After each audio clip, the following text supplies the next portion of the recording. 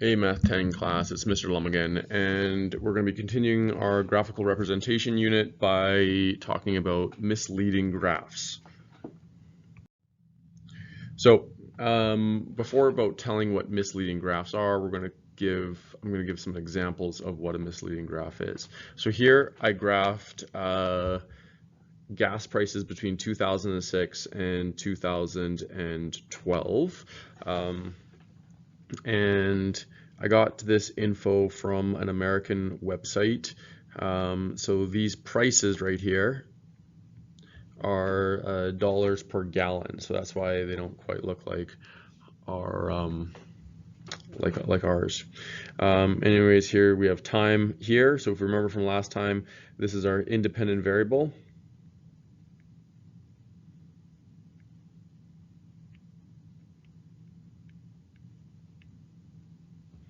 Or in other words, our x-axis. Here's our dependent variable, our y-axis. Okay. And we see gas prices go up and down in this kind of thing. So what we're going to do is here's a proper graph. There's nothing really wrong with this kind of graph right here, but we're going to show you how we can make this a misleading graph. So on this next slide, we're going to make this misleading. So here's an example right here. Under a certain president, we can say gas prices have been out of control. Look at these prices right here. Okay, now these are the exact same numbers as the previous graph. So again, we have gas prices up here, we have the date down here, but if you look here, these numbers look like they are going completely off the charts in some places and almost way down in other places, and it looks very misleading, like gas prices are very erratic. And we can say under this president, gas prices have not changed and it's helped people save their money, and it looks like gas prices are very low, consistently low. There's not a lot of fluctuation, but if we look closely, these all three graphs that I've shown you now are exactly the same. So here's all three graphs, and we're going to see, here's the original. Okay, and here's two graphs that I've made purposefully misleading, and we're going to talk about why are they misleading. So first off, we looked at this one first down here, and we're going to talk about why is this one misleading and how did we make it misleading. So a very common way to make a graph misleading is not starting at 0. Okay, since we didn't start at 0, it allows numbers that are around, like, say 1.6 or so to look like they're off 0 right there. Also, since we didn't start at 0, and the next thing is that we made the highest number at 3.5, when the graph clearly goes higher than 3.5, it makes it look like at these two or even these three spots, the values of this graph are going off the charts. So it makes it look like it's breaking through the charts right here, and it makes it look very erratic, where sometimes it's looking down to 0 and other times it's going off the charts. So this is why this one's misleading. This thing right here of truncating our graph or making it smaller, not starting it at 0, is a really big telltale sign that it's a misleading graph. So why is this one misleading right here? Well, we have it starting at 0, so that's a very good thing. But whoever made this graph right here chose to add a whole bunch of extra numbers that they know it'll never ever get up to these values right here.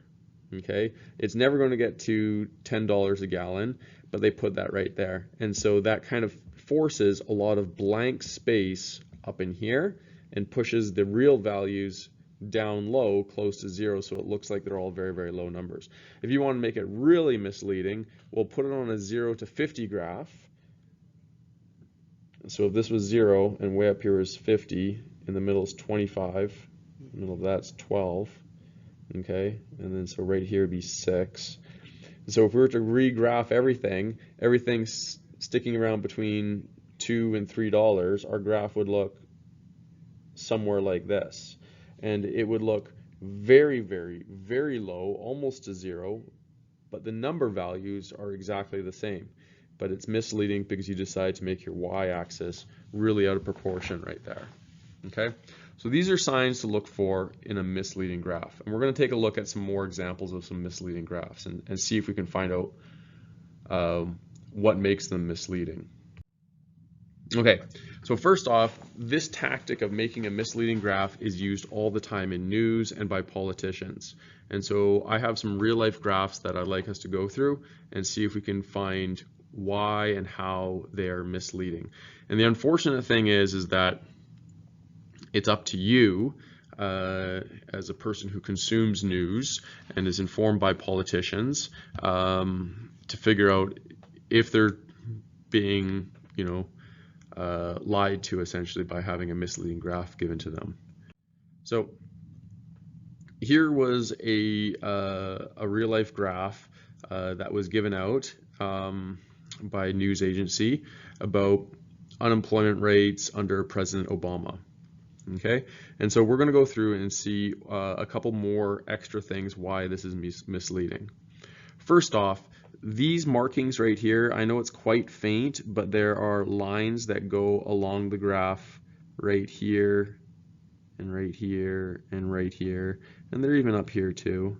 Okay, I'm just not extending it. They go all the way across. Those lines that are going horizontally like that, they're supposed to line up with numbers on the y-axis. Okay, and they don't. If you see right here, these points, they line up with dates. Okay, so that's good. Okay, but these horizontal ones, they do not line up with these percentages on the y-axis. Okay, so that's another big mistake right there. These grid lines should line up with some kind of value. But if I was to say this grid line right here that I'm doing, sure, I would say that's probably the 8%. This one right here, what is that, 8.25, I guess? And this is 8.5. Are we saying this is 9, 9.25, 9.5? And you can start to see, hey, they're really not lining up properly. So these numbers don't line up properly at all. So grid lines must line up with your x and your y axes. The next thing is, I'm just going to erase a few stuff right here so we can kind of see it. The next thing is that these numbers, it's great to have these numbers on a graph like this, but they need to line up proportionately with one another and with the y-axis. So that's great that we have these three 9.1s are all in line right here, and it looks like this 9.1 is also in line. That's good. But what is going on with these two numbers right here? 9 and 8.6, they make it look like that they are level with each other, but this 8.6 number is actually higher than this 8.8 number and this 8.9 number. Like, this 8.6 number should probably be somewhere down here. And so that should drop down right there. Okay, so that's a mistake right here. The next thing too is that we've already talked about this. This graph doesn't start at 0. Okay, it should probably start at 0. These numbers should line up to something that's over there. Okay, but the spacing is completely different. This 8.6 should be way down there. Yeah, so there's a lot of little mistakes kind of like that. Okay, hopefully we can find, we'll talk about some more mistakes that are in this graph right here. Again, doesn't start off at 0. And you're probably wondering why is that important, like not starting off at 0? Well, if you look at, say, a graph like this that says 2009, how much welfare was given to people, compared to 2011. Well, a lot of people, when they're looking at graphs, they'll say, okay, well, in 2009 it was this one right here. Okay, so from here to here. Maybe I should do it in blue so it's easier to see. So from here to here. Now this one looks like it's 1, 2, 3, 4, maybe 5 times as high as this number right here. So it looks like visually we are giving 5 times as much welfare than we gave in 2009. Okay, and that's one of the problems with truncating a graph. It makes all these little things a little bit bigger and all that kind of stuff. So that's a big problem right there. Next thing is we've probably already seen this before, is these grid lines, they're not matching up with numbers over there. So that's another big problem. Okay. Now another one that we haven't talked about is it looks really great when you use a 3D bar. So if you look at this 3D bar, it looks like a building. Okay, it's kind of looking like if I drew one right here, it kind of looks like a building like this, and we can see the top of the building. Okay, whenever you do a 3D bar like this, it makes it look like that we don't, some people will look at it and say, is this the top of the bar or is this the top of the bar? Okay, because it's 3D and we're kind of looking down on it, and it makes it a little bit more tricky when you use 3D representation for bar graphs like this. Okay, so when you're properly graphing, you should try to avoid using 3D graphs because they can kind of get a little bit weird looking.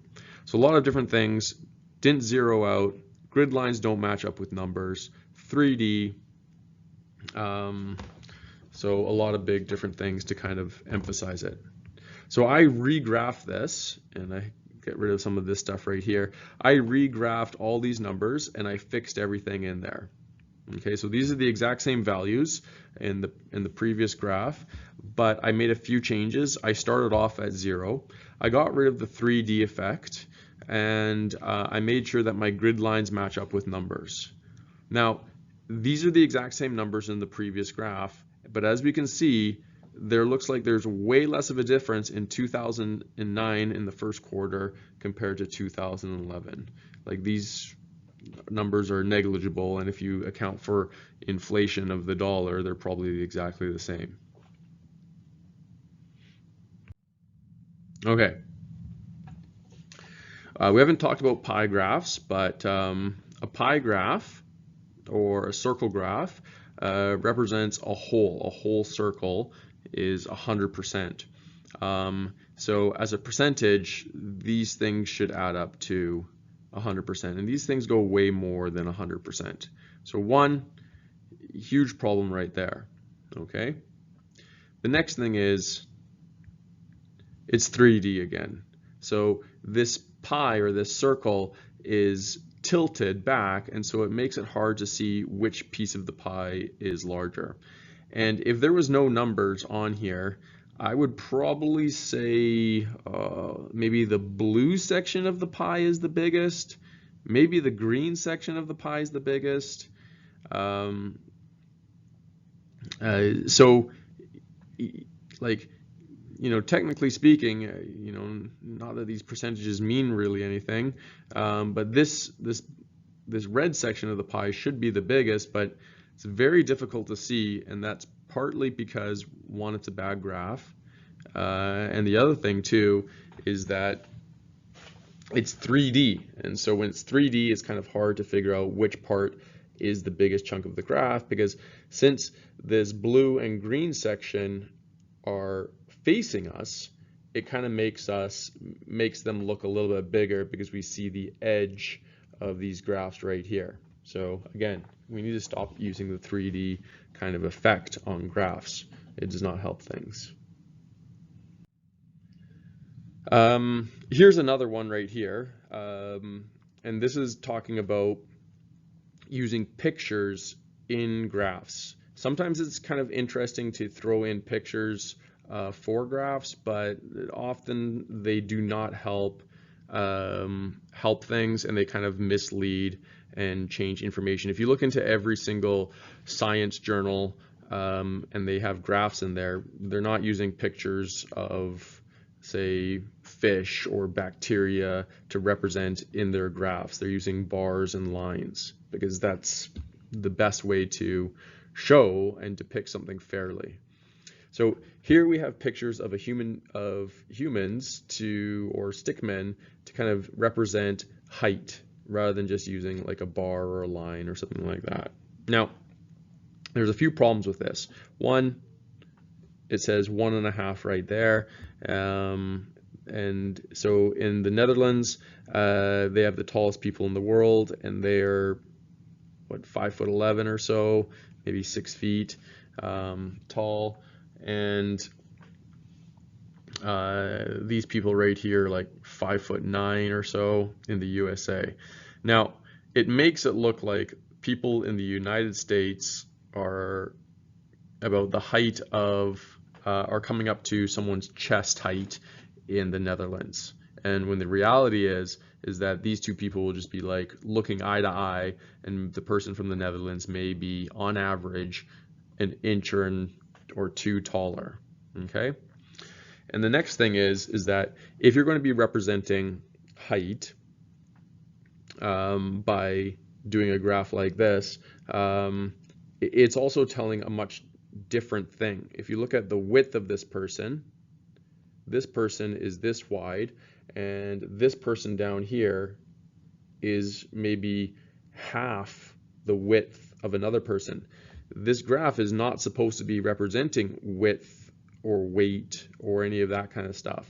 It's supposed to be just representing height, but now it's looking like it is representing width of someone and their mass and their volume of those people, and that's not what this graph is showing. And so this graph can be looked at upon as very, very prejudiced, and it can be very, very offensive, this type of graph. It makes it look like people from the Philippines are knee height. So if we're to fix this graph, what it would be is, one, the biggest thing right here is you started it at 0. Okay, so right here we started at 0, and we correct for width, because that is not something that we are going to be fixing. So the width of here and the width of this person right here, they're the same. Okay,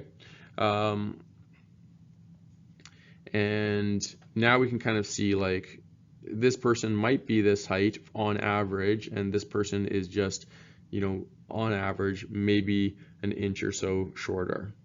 Okay, so that's one of the big problems with using these kind of graphical images to represent something that like height and things like that. And the next thing too is, like, when you have things like, hats, different outfits, it can really skew some of the opinions and feelings about these kind of pictures as well. Okay, another problem that we see with data is cherry picking data. This is when certain data is used and other data is ignored, and this is very common for misleading information in graphs. So for example, here's a graph right here. This graph shows how many times people eat pizza a week. Okay, and so it looks like in 2003, they're not eating pizza very often, 0.25 times per week. So essentially they're eating pizza once a month, kind of thing. And then here, people are eating, in 2018, people are eating pizza more than once a week. So 1.5 times per week is what they're eating pizza. So it looks like pizza consumption is going way, way up from 2003 to 2018. But where are they getting this data from? And that's a big thing. So maybe they're just asking one pizza shop. So here would maybe be a more accurate kind of thing. So maybe it says people are eating actually the same amount of pizza. They have started going to one pizza place and stopped going to another pizza place. So this blue line right here is a new pizza place, and they opened in, say, 2003, and people went there very, very little. Then as the company kind of grew and grew and grew, now people are going there, and eating pizza out of this one shop 1.5 times per week. And the other pizza shop that's in town, they started at 1.5. So if you kind of add this number right here, 1.5 to 0.2, that's say 1.7. People are eating pizza 1.7 times per week in 2003. And then right here, this is 1.5 and say 0.2-ish roughly. This is also 1.7. So people are eating pizza the same amount per week, but they're just going to a different location, and someone ignored all the data from this other pizza place, and they found that this other pizza place had declining sales. So this is an example of cherry picking data. They only took data from this one place right here, or they had an improper scientific method or sampling technique, and that's called cherry picking your data. Here's another one about another graph about using pictures to represent, something like, say, employment. So say if we said there's one person here, and this means there's 3 people here, but as we can see, this picture looks like there are way more than 3. And the reason is because this is how it should be represented if you're going to do it properly. This is the way it looks like. This picture right here looks like that it's 1, 2, 3, 4, 5, 6, 7, 8, 9. It looks like it's 9 times the size. Because if you're going to be, again, representing, say, height or the amount, right, you're only going in this direction right here. You can't be going in both directions like this, because it looks like it's way, way more. Okay, so, and this is why we should pretty much avoid using pictures altogether when representing, when doing graphs. It's very, very misleading. So what we're going to be doing in class is we're going to be collecting some data on a few different things, and then we're going to represent it fairly, and then we're going to graph it in a manner to create a narrative, or in other words, to try to make it misleading, and then kind of deconstruct it and figure out how did we make it misleading, and what did other students do to make certain graphs misleading in order to fill their narrative on a topic.